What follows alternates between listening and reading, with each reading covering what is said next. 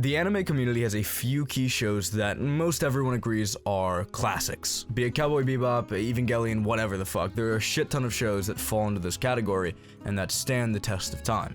Or do they? Have they stood the test of time? The answer is, well, it's complicated. But what I feel it all comes down to, and can all be traced back to, is context.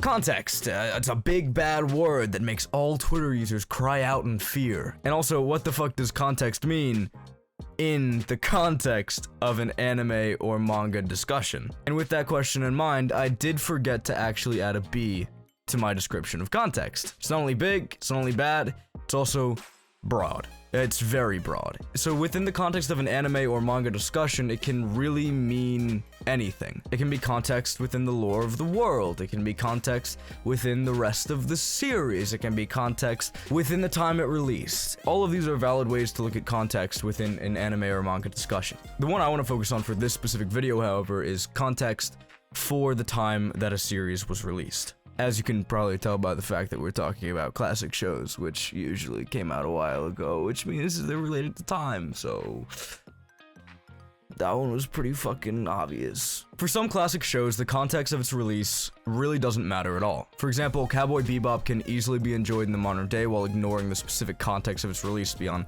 the aesthetic that it has. The show stands entirely on its own and doesn't need like a wiki article or something to actually fully appreciate the show on first viewing. Whether or not you enjoy a show based on what it has as a standalone series is entirely subjective, to be fair. But given what I've heard from Cowboy Bebop discussion in the online world, it seems to be a general consensus that people really fucking love it because it's just a good show. Cowboy Bebop is a perfect example on how to tell if an older show is actually very good. Context of its release doesn't fucking matter. The show is just inherently good.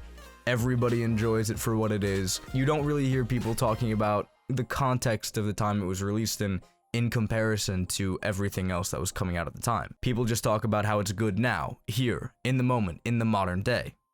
For other shows, many people use context as a crutch to indicate a show's quality. Look, alright, I know that I'm like a school bully, right? And Dragon Ball is my favorite punching bag, okay? But I'm stealing this bitch's lunch money one more time because it's just such a perfect example. There's so much nuance and importance behind the release of Dragon Ball and just throughout the series run. The anime industry today wouldn't be the same without it. And beyond that, there's a wide array of interesting facts that influenced how Dragon Ball evolved into its Z counterpart throughout the run of the original series. Despite how intricate and interesting this history of Dragon Ball is, that doesn't indicate the quality of the show. I've made it pretty clear that I don't fully enjoy OG Dragon Ball, alright? And that take still stands despite learning so much more about it. In my most recent video where I did a really good job of just shit-talking Dragon Ball non-stop, I got a few comments that talked about the history of Dragon Ball, and those were insanely fun to read. And despite that, even after reading all those sick-ass comments, Goku still sucks ass. Sorry. While the context of the release is fascinating to me, many modern viewers won't have that knowledge under their belt going into the show, making it pretty fucking worthless to the average viewer. We should be able to critically analyze media based on how it's aged with or without the context of what it's done for the genre overall. For example, we do this with the gaming industry all the time. The common perception now seems to be that games like Sonic Adventure and Mario 64, while incredible at their release, have aged poorly in many regards. Does the fact that games like Mario 64 revolutionized their individual genre mean anything? Sure. I mean, it's cool. It's neat. It's important to know. But that doesn't make the game itself good. This common sentiment you see in the gaming industry seems to have a really hard time of translating over to the anime and manga community, however. More than any other community I've ever been a part of, I tend to see people, in an attempt to protect their favorite shows, fall back on context as their main argument so frequently. And, again, main point, a show should be able to be watched and enjoyed without context of the time that it was released in.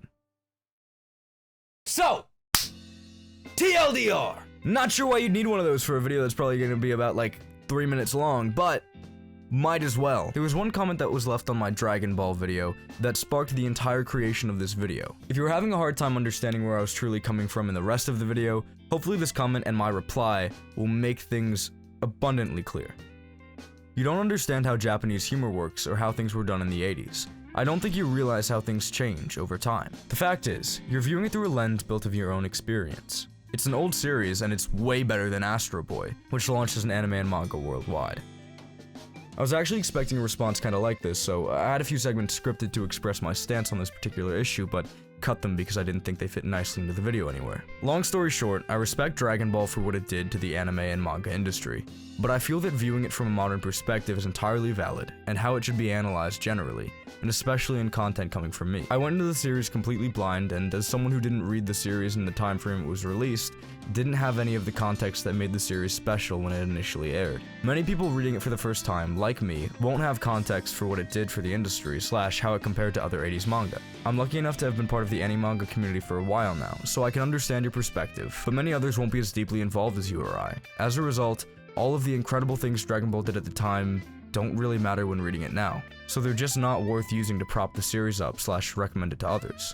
And my second and most important TLDR that I'll end this video on: if something did cool stuff at the time but aged poorly, that doesn't matter for people experiencing it now. If you watched all the way to the end of this video, I'm never gonna be cool if you don't like and subscribe, so please, for the love of God, please like and subscribe. People finally realized that I was actually the bully to Dragon Ball, and now I can't sit at this table anymore, so if you like and subscribe, I'll finally be able to sit with my friends at lunch, please.